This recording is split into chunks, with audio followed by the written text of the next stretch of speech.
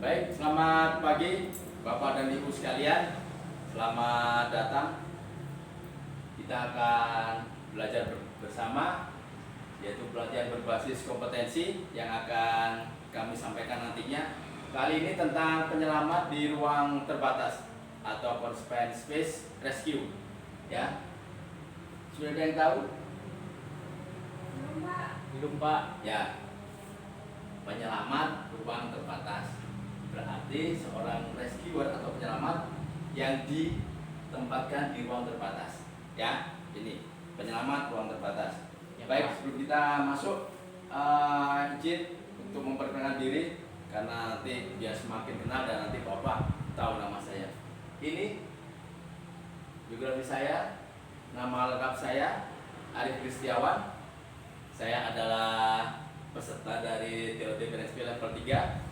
Kemudian saya sendiri adalah lulusan dari TOT di ketinggian LPK 3I, Kemenaker juga. Kemudian saya adalah instruktur K3 ketinggian dari ARE dan juga Kemenaker. Kemudian saya adalah fasilitator media untuk experiential learning dari BNSP. Kemudian saya adalah juga sebagai HRD di PT Ascensindo Sin Adventure Asri. Baik, biar lebih kenal, tadi sudah memperkenalkan diri. Silakan, dari mana Ibu? Oh iya Bapak, saya Tata dari Jombang Pak. Baik, terima kasih. Mbak atau Ibu?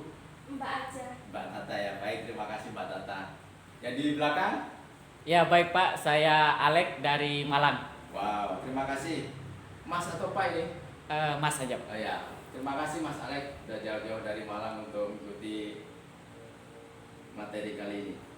Baik, kita akan lanjutkan, tapi ada beberapa poin untuk aturan yang harus kita sampaikan ke peserta, ya, ke audien. Ini adalah komitmen nilai belajar yang harus disepakati bersama, ya, antara kita, ya. Yang pertama adalah bersiap diri dan siap untuk belajar mandiri, ya. Jadi harus siap. Kalau sudah sampai sini, berarti sudah siap, ya. Kemudian yang kedua, Bapak dan Ibu harus fokus, tidak ada gangguan. HP-nya tolong di silent, ya. Kemudian yang ketiga, Bapak dan Ibu harus bisa bersikap dan berpikir yang positif, ya. Kemudian yang keempat, ada keinginan untuk belajar secara mandiri, ya. Setelah dari sini, kemudian nanti Bapak bisa belajar mandiri juga dari pembahasan yang sudah kami sampaikan. Kemudian berikutnya ada keinginan untuk maju. Maju adalah untuk semakin lebih memperkaya wawasan dan pengetahuannya juga, ya. Jadi tidak berhenti sampai di materi kali ini aja. Kemudian berikutnya adalah mencoba untuk hal-hal yang baru, ya. Jadi nanti dicari referensinya di mana saja, boleh di internet, dari teman atau dari siapapun, ya. Mencoba untuk hal-hal yang baru. Kemudian ini adalah pembelajaran yang serius tapi santai, ya. Tidak usah terlalu kaku, santai aja, rileks, supaya nanti materinya bisa masuk, kemudian dicerna, dipahami dan dimengerti, ya. Sepakat ya? Sepakat. Oke, baik, terima kasih.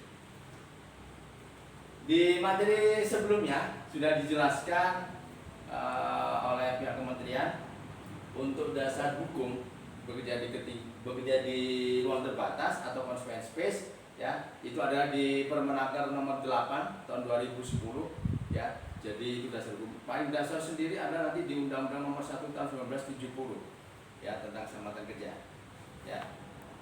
Kita akan masuk untuk materinya. Kali ini saya akan menggunakan judul, ya, yaitu adalah menggunakan alat pelindung diri sesuai prosedur.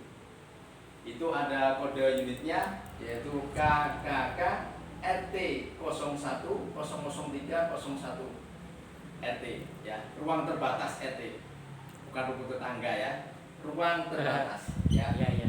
KKK Keselamatan dan Kesehatan Kerja ruang terbatas, kodenya 01 003 01, ya, tentang menggunakan APD. Nah, tujuan dari materi kali ini dan juga manfaatnya adalah ketika nanti sudah kami sampaikan, seluruh audien atau peserta dapat mengetahui pengertian dari alat pelindung diri atau APD, kemudian mampu mengidentifikasi jenis alat pelindung diri yang akan digunakan di confined space, ya. Kemudian dapat menggunakan pelindung dirinya sesuai prosedur yang ada, ya. Ketika kita mau masuk ke ruang terbatas seperti apa. Kemudian bisa dan mampu menyebutkan fungsi dari APD sendiri, ya. APD itu sendiri apa aja? Baik, lanjutkan lagi. Nah, saya ingin tahu sampai seberapa jauh nanti Bapak dan Ibu, silakan nanti dituliskan, ya, kemudian nanti dikumpulkan. Ada pretest hanya 3 soal aja, ya, dan nanti Bapak Ibu silakan langsung tuliskan, nanti kumpulkan, ya. Yang pertama adalah pengertian dari APD itu sendiri apa? Sepengetahuan Bapak dan Ibu, ya. Kemudian sebutkan jenis APD yang Bapak Ibu ketahui. Jenisnya apa aja sih, ya? APD yang digunakan di confined space atau di ruang terbatas. Kemudian fungsinya apa saja dari masing-masing APD yang Bapak tadi sebutkan, ya. Bapak disebutkan apa, fungsinya apa. Ya, Baik, Pak. silakan dituliskan kemudian dikumpulkan. Oke, sudah buat kita semuanya ya? Sudah, Pak. Oke. Baik. Kita lanjutkan. Kita masuk di pengertian alat pelindung diri, APD. Sudah kan tadi tulis ya? Sudah, Pak. Ini adalah sesuai Permenaker nomor 8 tahun 2010 di pasal 1 nomor 1, yaitu suatu alat yang mempunyai kemampuan untuk melindungi seseorang, ya, melindungi seseorang yang fungsinya mengisolasi sebagian ataupun seluruh tubuh, ya, seluruh tubuh, sebagian atau seluruh tubuh dari potensi bahaya yang ada di tempat kerja. Ini adalah pengertian sesuai Permenaker 8 tahun 2010, ya. Ini alat yang digunakan, ya, melindungi yang fungsinya untuk mengisolasi sebagian atau seluruh tubuh dari potensi yang ada di tempat kerja. Nah, syarat APD adalah sesuai harus dengan standar nasional Indonesia SNI atau bisa juga sesuai dengan standar internasional yang berlaku di dunia, ya. Standar nasional itu macam-macam, ada IN-nya, ada ANSI, ya. Contohnya seperti itu, ya. Ya, Pak. Jadi ini harus sesuai dengan syarat SNI karena kita di Indonesia, kemudian juga dengan standar internasional yang berlaku. Paham dari sini ya, Bapak ya, Ibu? Paham, Pak. Pak. Baik, kami lanjutkan kembali. Nah, ini adalah jenis-jenis dari alat pelindung diri atau APD yang saya kita sebutkan. Yang pertama kita mulai dari atas, yaitu ada pelindung kepala, ya, pelindung kepala. Kemudian ada pelindung mata dan muka, ya, kepala, muka, mata. Kemudian ada pelindung telinga, ya, pelindung telinga. Kemudian ada pelindung pernafasan beserta perlengkapannya. Apa saja yang ada di pelindung pernafasan, ya. Kemudian ada pelindung tangan, kemudian ada pelindung kaki. Kemudian ada APD tambahan dimaksud adalah yaitu pakaian pelindung, wear pack atau overall, ya. Kemudian ada alat pelindung jatuh perorangan, APJP-nya. Kemudian ada pelapung kalau kita di laut atau di perairan, ya. Jadi ini adalah sesuai dengan Peraturan Menteri Tenaga Kerja di nomor 8 tahun 2010, ya, di pasal 2 dan pasal 3. Ya, dari APD itu dari kepala, ya, dari atas kepala, kemudian mata atau muka, kemudian telinga, kemudian pernafasan, kemudian ada pelindung tangan dan juga pelindung kaki. Ya, paham dari sini ya? Paham, Juga Pak. pengertian, kemudian jenis-jenisnya. Saya ambil contoh satu yaitu alat pelindung diri, yaitu alat pelindung pernafasan, ya, pernafasan beserta perlengkapannya. Seperti yang terlihat di gambar, itu adalah full face, ya, pelindung pernafasan tuh full wajah tertutup juga, mata tertutup, pelapung juga, ya. Fungsinya adalah alat pelindung pernafasan beserta perlengkapannya adalah alat pelindung yang berfungsi untuk, nah ini, melindungi organ pernafasan. Organ berarti adanya di dalam tubuh kita, ya, dengan cara penyaluran udara yang bersih dan sehat, ya, ke organ saluran pernafasan kita, atau menyaringnya dari pencemaran bahan kimia, mikroorganisme yang berbahaya, kemudian partikel yang dapat menyebabkan gangguan pernafasan, ya, berupa debu, kabut atau aerosol, kemudian ada uap, asap, gas dan sebagainya yang dapat merusak dari pernapasan kita nantinya ketika bekerja di ruang terbatas. Ya, ini adalah salah satu contohnya. Saya ambil adalah pelindung pernapasan. Jadi di sini sudah ada filternya, ya, kanan kiri, kemudian ada filter lagi yang ada di depan. Jadi nanti fungsinya dia adalah untuk menyaring, ya, agar mendapatkan ketika kita hirup, ya, napas ini menjadi segar, bersih, sehat untuk organ pernapasan yang ada di dalam tubuh kita. Oke. Ini adalah jenis-jenis alat pelindung pernapasan, ya. Sambil contoh di situ ada air supply system, kemudian ada gas masker, ya. Kemudian ada ELSA. ELSA bukan artis ya. Jadi ELSA itu E-nya adalah emergency, L-nya adalah life, S-nya adalah support, A-nya adalah apparatus. Jadi ELSA, emergency life support apparatus. Ya, ini di dalam situ ada tabung oksigennya. Ya, ada tabung oksigen.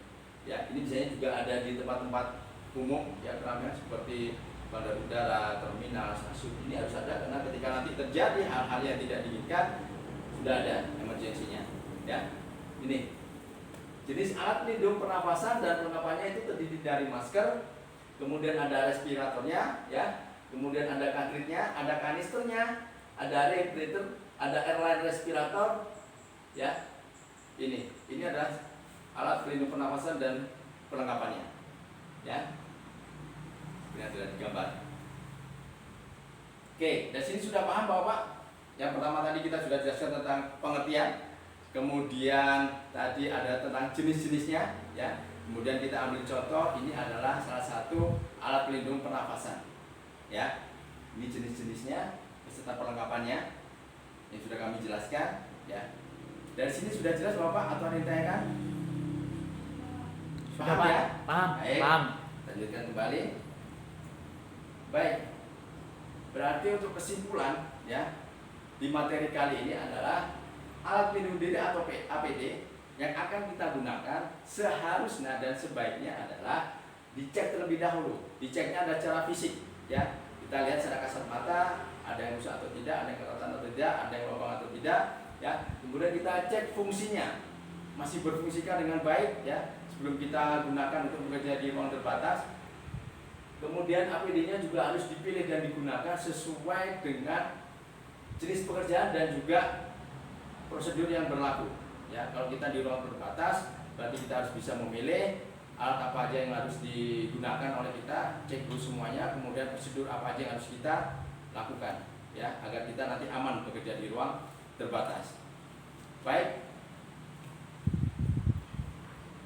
Ini ada mouse test, dan sudah kita jelaskan di awal. Pertanyaan sama dengan yang di awal tadi, karena sudah kami jelaskan, kami harapkan nanti Bapak paham dan Ibu juga mengerti. Silakan dituliskan kembali di kertas yang tadi, ya. 3 pertanyaannya, pengertian APD menurut Bapak dan Ibu sekalian, kemudian jenis-jenis apa aja APD yang Bapak Ibu ketahui, kemudian fungsinya apa saja, ya. Silakan dituliskan di kertas yang tadi. Baik, sudah? Oke, terima kasih. Nanti dikumpulkan di depan. Baik, Bapak dan Ibu sekalian, kami di sini sebagai instruktur mengharapkan feedback atau umpan balik masukan yang positif untuk kami agar kami dapat lebih baik lagi untuk mengajar, memberikan materi selanjutnya agar lebih mudah dipahami, ya. Saya minta tolong silakan dituliskan juga di kertas yang tadi bagaimana isi materi yang disampaikan, ya, isinya menarikkah, ya. Kemudian apakah dalam menyampaikan materi Bapak dan Ibu bisa memahami dengan bahasa yang kami sampaikan.